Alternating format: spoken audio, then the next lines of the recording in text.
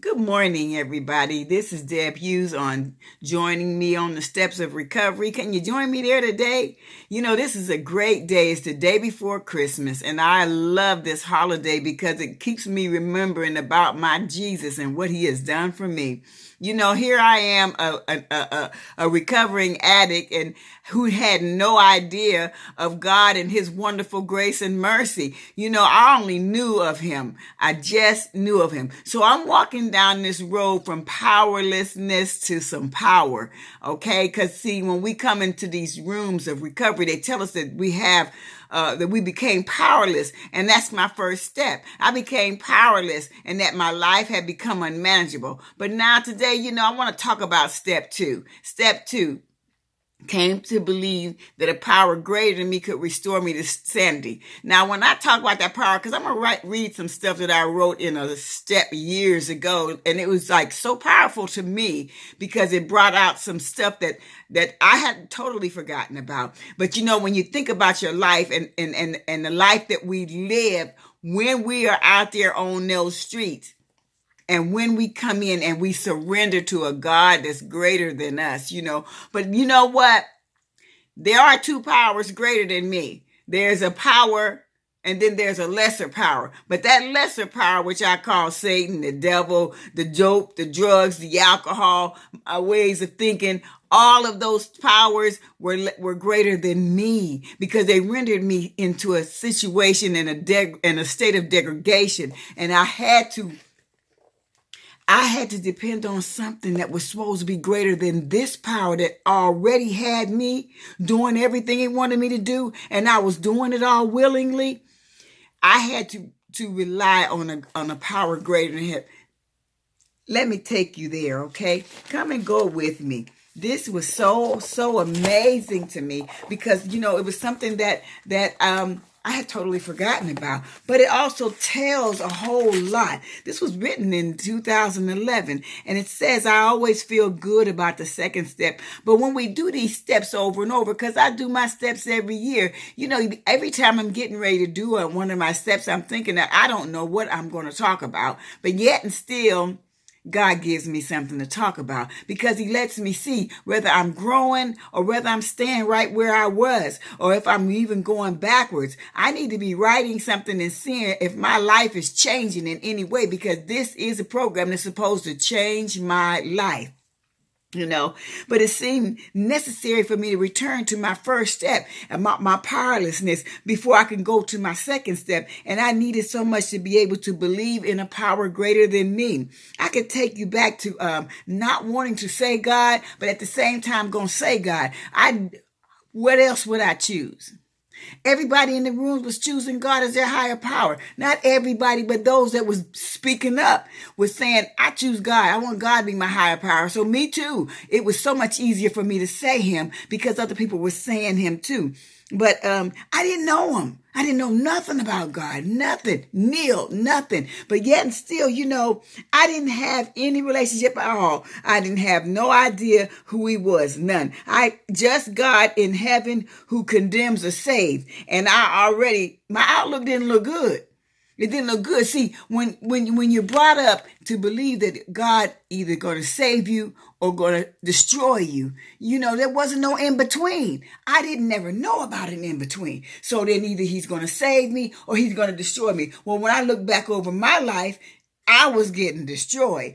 I am so glad that somebody took the time to explain to me. Because, see, I sit up in church with my head up my butt. I don't hear nothing. I just hear the music. I want to jam. I want to sing with the music. And then when the preacher get ready to preach, I'm not interested in what he had to say.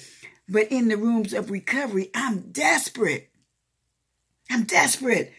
This is something that I got to do. I got to do because I don't want to use anymore. And in the process of me not wanting to use anymore, I want to hear what everybody else got to say. Shh, shh, shh, shh. What are they saying? Save my life. So when they started explaining to me about a God that had grace, that mercy, one that's forgiving, one that's loving, one that loved me, oh, I want to hear that. I want to hear that because, see, I couldn't think of any other power to use other than the one that I had been using. And that's the one that was using me. But even though he was using me by my choice. See, now God is the same way. God is going to let me choose him or choose whatever. See, when I don't want to use anymore, then I can surrender stuff to him. He's not going to wrestle me for it. He ain't going to pull and have a tug of war with me. He's going to let me have my sickness. He's going to let me have my misery. And when I get ready to get rid of my misery, I'm going to give it to him. It's the same way with you. See, you can stay in your misery. You can stay in your misery. Or you can surrender your misery and say, God, here, I need you to show me what to do today to make me feel good. Tell him what you need. Tell him what you need. And he's going to give that to you.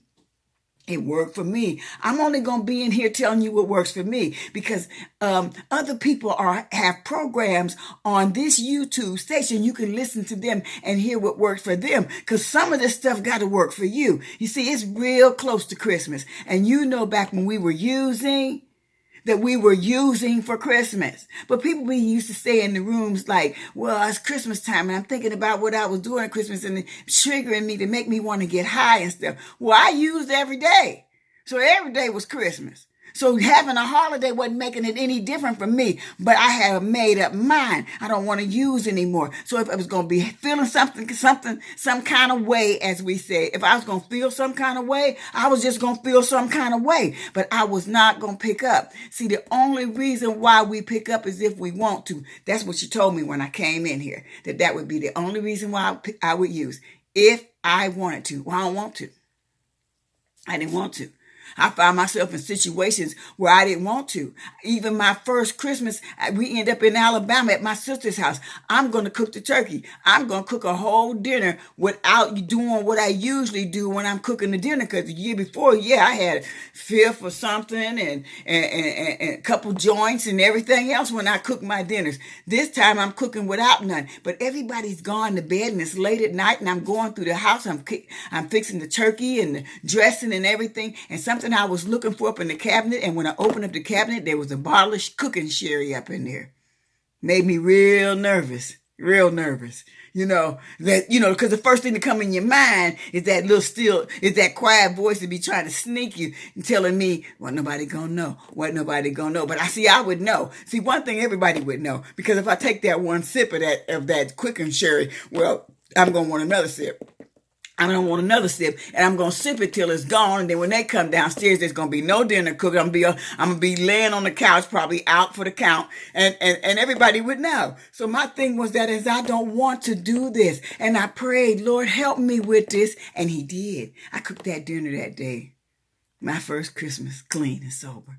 I cooked that dinner and it came out well because God is so amazing. It's easy to do the things that we want to do after we become of age. Once those things overcome us and I crawl into a hole. See, this is what happens. See, I got grown.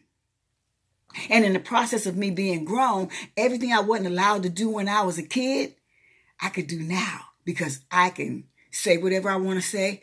I can say bad words comfortably without anybody saying anything. I can smoke a cigarette if I want to. I can drink. I can do drugs. I can do this. I can do that. I can go out. I can stay out late at night. I can stay out all night long. I can have all the sex I want to have. I can do all of that stuff because I'm old enough. See, I always thought that was what it was. I wasn't old enough. I thought when you get grown, you can do everything, but that's what happened. I end up crawling in a hole. And see, y'all might not know about that hole, but then you might, but there was a hole for me and I was in this hole. I call it a hiding place. But one of the things about this hole that I found out is that when I'm in there, I found out that I could see clear. See, it wasn't a bad hole. Come to find out it was a good hole. It was a hole for my clean time. It was a hole for my escape from them, from that world outside that was enveloping me and engulfing me and taking me farther and farther and farther and farther away from the Lord's voice. So I was in there. And he said, I crawl into a hole and fine, but I was supposed to be in that hole. I was in that hole looking out. I to see when the coast was clear for me to come out. But the voice told me to turn around. And when I turned around, I wasn't in that hole by myself. There was others in there to help me. There was peace in that hole. It's amazing. It was peace in that hole, and I called it the hiding place. It was not just my hiding place. It was others' hiding place, because that's why they were in there to help me, but they was in there to help each other and help me too. And we were all in there together. If that hole, it was that hole that I came to believe in the power greater than me. He had mercy, he had grace, and he was there taking care of me. You all told me that. Y'all told me that. I didn't know that.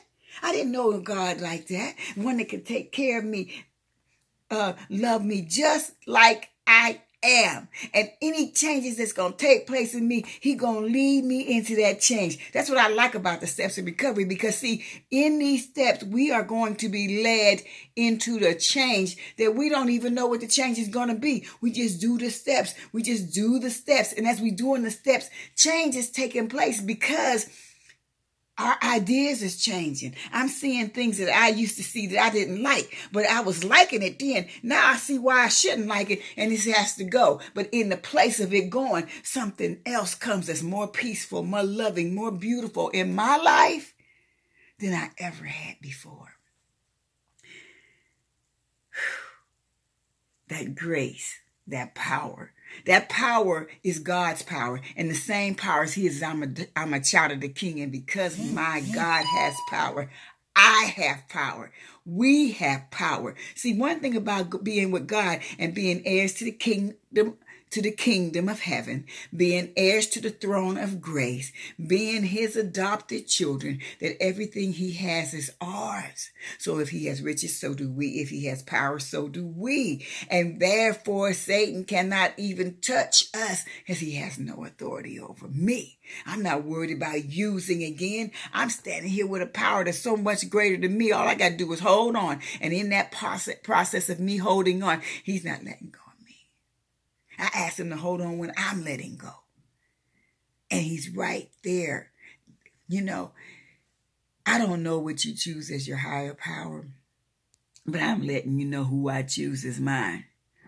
I was running here and there, and I surrendered to that hole, that grace, that power.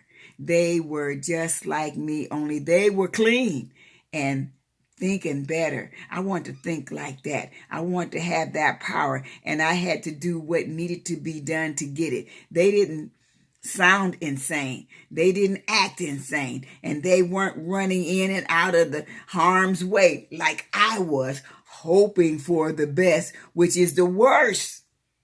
See, when we run in and out of harm's way, we don't want what's going to happen. Yeah, so we know that there's always a possibility that something is going to happen when we're doing something wrong. You know, like for instance, if you're stealing, there's a possibility you're going to get caught. Now, you know, you don't think you're going to get caught at the time you're stealing, but there's always a possibility you will. So then when you're sitting in jail later on, instead of blaming nobody else, because there's always a possibility we're going to get caught.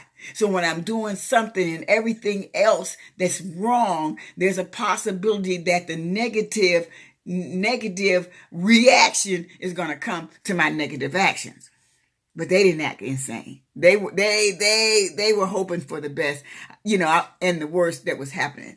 They were hoping for the best, and the best was happening to them. I was hoping for the best, and the worst was happening to me because I was in the worst, but not anymore.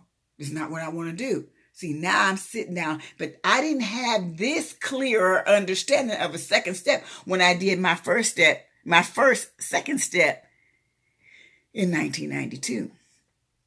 I just explained who God was to me, which wasn't very much because I didn't know him, but I was willing to get to know him. See, I could see him like this story that I read that was a fairy tale. There was a woman, a sheep in there, and she was a mother sheep, and she was going to the market, and her little sheep had to stay home, and the wolf might come and get him. So they told her mother said, keep the door locked. Keep the door locked. And when I come, I'm going to put my paws up under the door. And you'll see that it's me, and you open the door. Well, Wolf was around, but he was sneaking around. He heard her say that. So he ran and put flour on his paws. And then he came and knocked at the door and said, it's mother. And they said, put your paws on the door. He put his paws up under the door, and they opened the door, and he ran in and ate them all. But, there was the moral of that story, is this. See, I need to know who my God is. I'm going to say this again in my third step. I need to know who my God is. I don't need to just say that God is my higher power and then I'm following Satan acting like he's God. I done so much stuff that's wrong in my life. I recognize the wrong from the right. So I know that whenever I'm doing wrong, that's Satan I'm following, and I don't need to follow him. I'm a Christian, so you can tell that. And I don't want y'all to just avoid me because of that fact. But this is just me giving up my rendition of this. See, I don't want to follow Satan thinking he's God when I can learn who God is and know who he is by his hands. Okay. The life circumstances still chase me. They still do. They always will. But I don't have to run. But I can go to the hole if I want to, but I don't have to run anymore. See, I can now realize that my God is everywhere and he's doing everything for me. Why? Because I talk to him regularly. I keep that relationship open. We need to have a personal relationship with God, but I'll talk about that more in step 3. This second step, just choosing a power greater than you. Some people choose the chairs. Some people choose their seat in the rooms of recovery. I'm not mad at them. People choose what they want to choose. God up in heaven, my Father, my Creator, that is my higher power. That's my higher power. I listen for him in the group. I listen for him by myself. I listen for him because I want him to direct my life, which is why I'm on here now, because, there's so many things that, so many people that's suffering can't get to a meeting or whatever. And if you can get on YouTube, I'm going to start trying to be on here a little bit more regular. I just not comfortable yet doing this way other than standing up in front of a group of people. Okay. So just this here, knowing who your higher power is, directing him, letting him direct your life, praying to him to keep everything else out the way, trying to get that sanity that's not going to come overnight. You're going to have to suffer through some things. You have to see some insane actions and say, okay, I'm going to surrender that because I don't want to do that no more. I don't want to live like that no more. I'm surrendering that for me to see myself, for him to be able to change me. But there's a change that does take place. You know what, y'all? Life is so much more beautiful today. I look at you and I say how much I love each and every one of you out here in the world, because the Lord told me to love everybody as he loved me. And I can do that because if he can love me in the state that I was in, the things that I did, the way I treated people, I can too. I can love you. So I want you to have a wonderful, wonderful holiday. Be with your family, something that we had trouble being with before, but now we're able to let them have all of us, and we're able to have all of them and enjoy a whole day with them. But remember that Jesus is the reason for the season. And because of him, we are able to have a clear thinking, not act insane, not think insane, but to have clear thinking, a changed person, a changed heart, a heart of flesh and a heart of love. Remember Jesus for your Christmas holidays and have a wonderful time with your family. Merry Christmas, Happy New Year, and love you. Bye-bye.